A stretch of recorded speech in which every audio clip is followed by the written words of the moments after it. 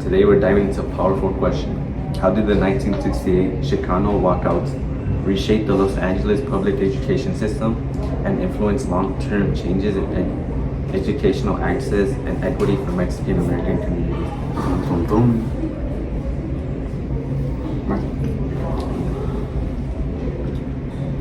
Thanks, Kelvin. To understand, we have to start with the conditions that pushed students to walk out in the first place. These LA schools were basically segregated Mexican schools.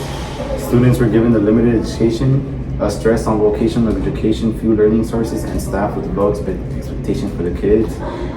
Lincoln High was over 90% Mexican American, and yet at Sal Castro. Okay, to give you guys some context on who Sal Castro was, he was a Mexican American educator and civil rights activist who participated in the 1968 East LA high school walkouts, and he inspired thousands of students to make equal education opportunities and Mexican American civil rights, which is why he's connected to this, as he was one of the only few Mexican American teachers that was actually teaching in a Mexican school. Said, I was only one of a handful of Mexican American students, so everyone was white. All the students weren't just under-supported, they were placed in a system that was designed for them to fail, to be placed in lower class work jobs. And when students such as Paula Cristomo tried to fight the system, she stated, "We started out demanding educational justice, but when we weren't getting it, we decided we needed to do something. This inequality, this feeling of being ignored, is what lit the spark for the Chicano Riots."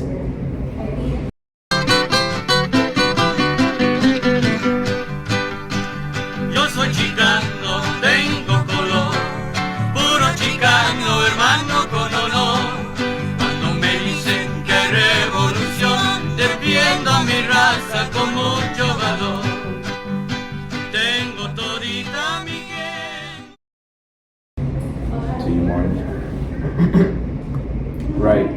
Once students have recognized this injustice, they start fighting back, making an argument that education is a right, not a privilege. Mexican American students were dropping out at a high rate of 60%, but even those who stayed were placed in lower level classes or punished for speaking Spanish. Activists argued that this wasn't just bad education, but it was more a violation of liberty. So students, teachers, and parents organized to create the EICC, which pushed for curriculum changes, bilingual education, and the hiring of Mexican American administrators. The walkouts became one of the largest student protests in U.S. history, proving that Mexican Americans could recognize and know that their rights were. Their message was simple: we deserve equal access, equal resources, and equal opportunity. And they didn't just talk about change, they acted. Students created strike communities to coordinate walkouts across multiple schools. They used disruptive tactics, standing on desks, banging on lockers, flooding. Walk out, walk out, walk out, walk out. On the streets, all to force the city to pay attention. College students from UCLA even stepped in as bodyguards, protecting high schoolers from police violence, and when administrators tried to lock students inside. Peace, peace, peace, peace, peace, peace, peace. Fuck peace!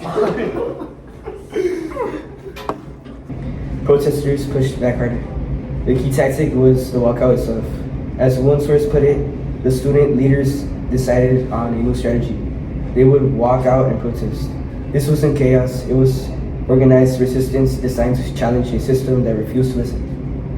Call for a change, call for a change, call for a change.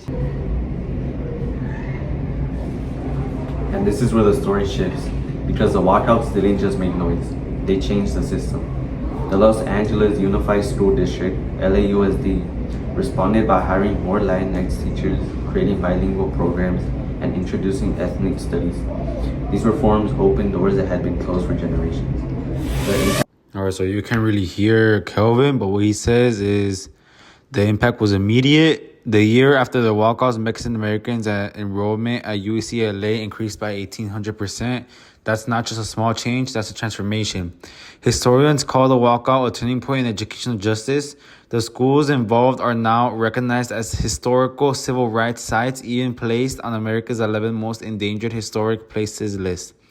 And 50 years later, still stand as reminders of the power of student activism. As one reflection put it, they serve as collective reminders of the ongoing need for change through student-led activism.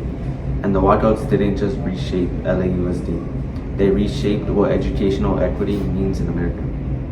So when we asked how the 1968 Chicano student walkouts reshaped the Los Angeles public education system, the answer is clear. The walkouts reshaped the Los Angeles public education system by exposing how Mexican American students were denied equal resources, representation, and academic opportunities through a system built on low expectations and segregation. Through organized walkouts, unified demands, and public pressure, students challenged these power structures and forced the LAUSD to adopt reforms like bilingual education, ethnic studies, and the hiring of more Latinx teachers. As a result, educational access expanded dramatically, marking a long-term shift toward greater equity for their communities. Thanks for listening to the podcast. Make sure you remember that student voices can change systems. Thank you. thank you. Thank you.